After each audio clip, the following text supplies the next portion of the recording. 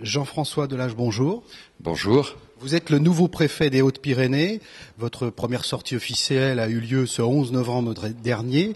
Est-ce à dire que vous ne connaissez pas encore les dossiers haut-pyrénéens, que vous n'avez pas eu l'occasion de les découvrir, ou bien connaissez-vous déjà ce département ?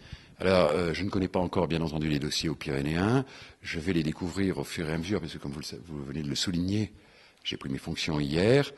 J'aurai, à cet égard, une attitude à la fois modeste et volontaire. Modeste, car je ne prétends pas tout savoir et tout connaître, loin de là.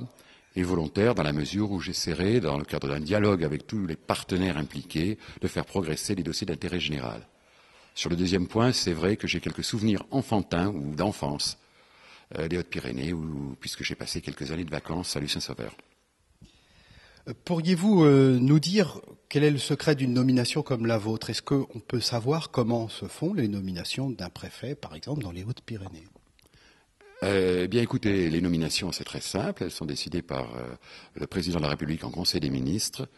Et donc, si vous voulez en connaître les raisons ou les dispositions, mais c'est à la personne qui signe qu'il faut le demander, mais pas à moi. Moi, je suis très heureux d'être ici.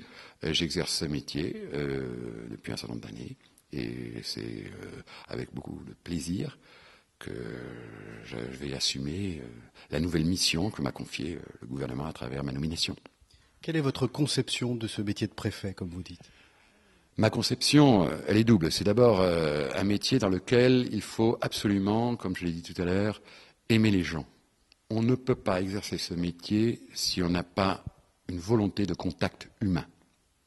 La deuxième chose, c'est que le rôle de l'État, résumé de façon très succincte, c'est comment mieux vivre ensemble, et je m'y attacherai dans la totalité des compétences qui sont les miennes, et comme je vous l'ai dit, avec, autant que faire se peut, un dialogue constructif avec l'ensemble de ceux qui contribuent à l'avancée des dossiers. Ma dernière question concerne directement Lourdes. Ce département a une particularité, c'est le phénomène Lourdes, quelques 6 millions de personnes qui passent chaque année dans ce lieu. Comme préfet, vous avez forcément une responsabilité, parce que ce n'est pas rien, 6 millions de personnes. Qu'est-ce que vous en savez, qu'est-ce que vous en dites à l'orée du 150e anniversaire des apparitions ?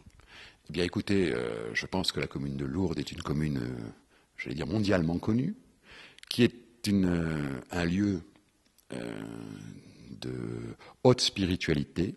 Il ne m'appartient pas, bien sûr, de porter une appréciation sur tel ou tel choix des individus. Simplement, mon rôle, c'est de permettre à chacun d'exercer pleinement sa religion et de pouvoir venir à la cité mariale et pouvoir y vivre et y passer sans difficulté.